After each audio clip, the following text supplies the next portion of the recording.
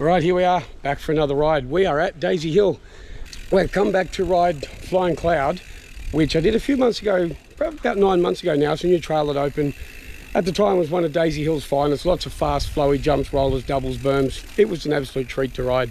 So we're going to come back and see how well the trail's held up. And I've never ridden Jim Finch. This is another trail here that's just had some recent works as well. Apparently there's some cool jumps. So we're going to go down, check out Flying Cloud and Jim Finch, and we'll get some third-person footage as always and see how it goes. Let's get into it. Okay, Flying Cloud, let's go. It's so hot I can't be bothered pedaling.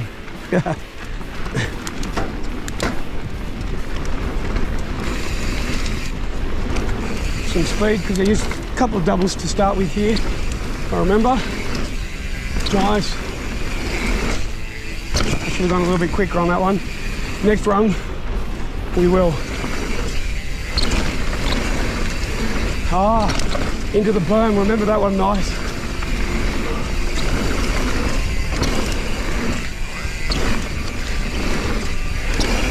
Everything's actually still quite jumpable, which is good. Look at those berms, they're gone.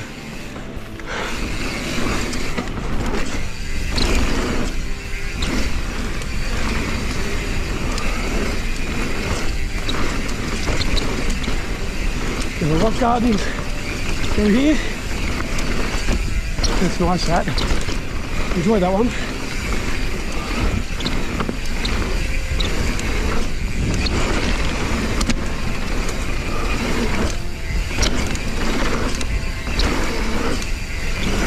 It's just jumps after jumps. How nice is this trail?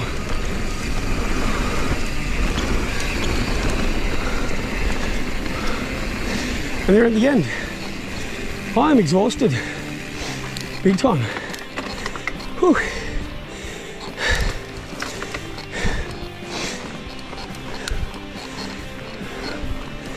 Come out on the fire road. Once you come out on the fire road, Jim Finch right there. All right, there it is. That's Flying Cloud. Those berms are really rutted out. It worked out pretty good because you can stick to the low line and just stay with inside that rut, and you can actually rail it like a little locked-in berm anyway, but it's not easy, it's not smooth. It's a shame to see the berms get rutted out, but it's unavoidable. We all skid into the berms. The rain does deteriorate those quite well. So the other thing I've got to mention, Flying Cloud, one-way trail. How good is that? You do not want to approach somebody when you're going down. Now we'll head into Jim Finch. It's, I don't know what it is. I've never ridden it. Let's go. All right, Jim Finch, let's go. What to expect here, I do not know.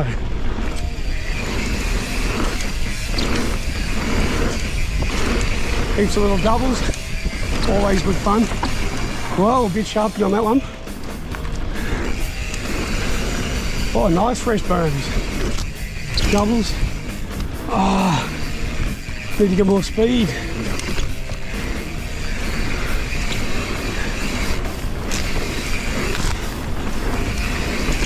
Well, watch that one. Takes you out into the rock garden. You don't want that. I'm shagged. Nice.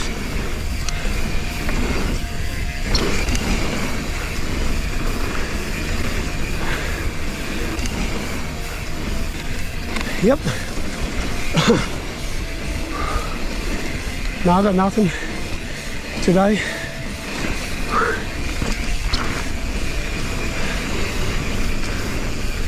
So it starts off really happening and busy and then just sort of quietens down.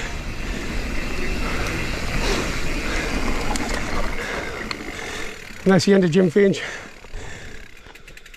All right, we've just come up to the back, to the top again after doing Flying Cloud and Jim Finch. The climb out of Jim Finch a little bit steep at the fire road, so I walked a bit of that because it's just so darn hot. I would have walked it anyway, but so I've come back to the top. Now, normally what I do on a second run is I will just go and grab some third-person footage and either just show that separately or blend it into the first run's ride when I go over those features. I really would love your opinion on this one. I might just do a ride through here and then stop at these features and get third-person footage, but we'll record the ride, which will give you guys a better view of the jumps and the trails instead of going flat out and just sort of staying low and jumping stuff. Might be pretty cool to just roll the trail, show you guys what the trail's all about, and then we'll get some third person that we can add into this run and not the first one. So that way you get to see a full blown run and then a breakdown of the trail itself. The whole idea of this is to give viewing pleasure without having to pay $14 a month. So let's get into it. We'll do a slow row and we'll get some third person footage on this one.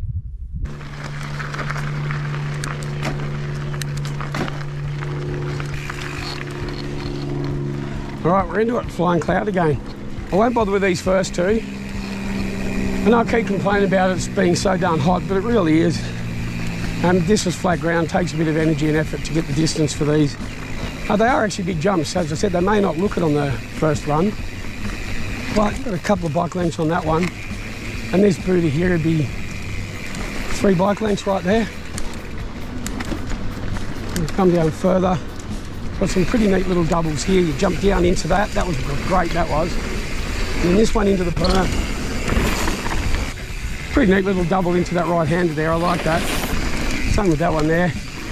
And another one here. If we get it, yeah, why not?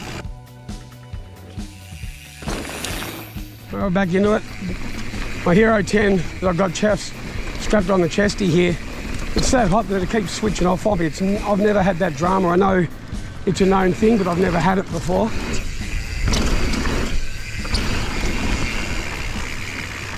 Until today. I just accidentally went a little bit more to the left than I probably should have. And it gave me an idea. Can I tree tap that tree by jumping this step up? Let's find out.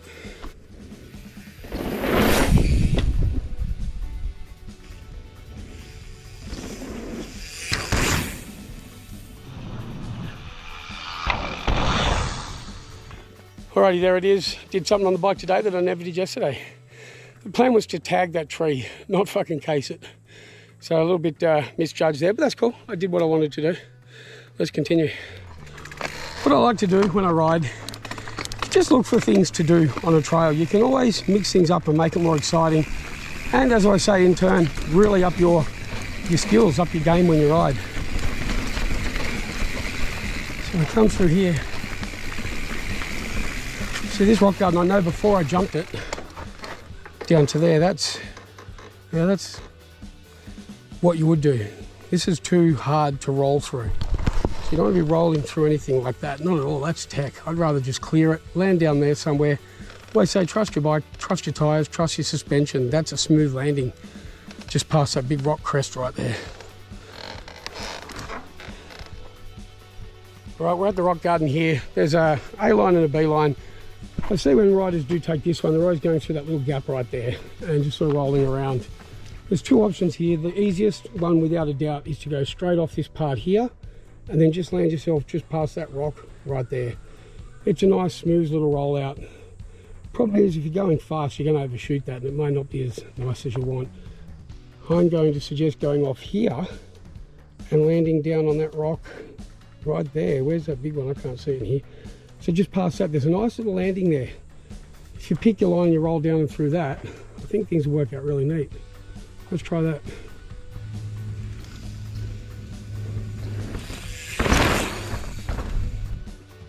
Right, I've only got the one camera now. The Hero 11 just won't even record it. It's so hot. I've never had any GoPro issues with the heat, both of mine today.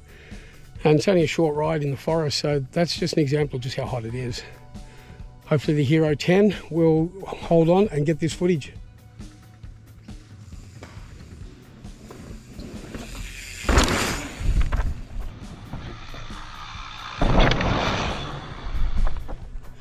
All right, that wasn't really graceful at all, but I made my point. Sometimes the easiest, quickest way through a rock garden is just to clear the whole thing if you can.